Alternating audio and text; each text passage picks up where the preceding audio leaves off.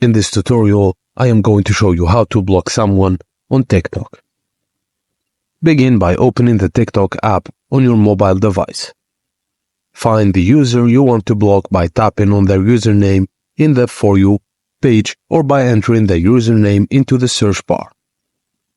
On the user's profile page, tap on the three dots in the top right hand of the corner of the screen. From the menu that appears, select the block option.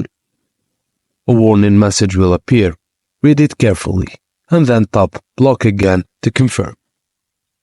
By following these steps, you will successfully block the user on the mobile app of TikTok. Blocking a user on TikTok will prevent them from viewing your content, sending you messages, or interacting with you in any way. If you change your mind, you can unblock users by navigating to your blocked list in the app's settings. And that's it, guys, as simple as that. Thank you for watching, and please don't forget to like and subscribe for more.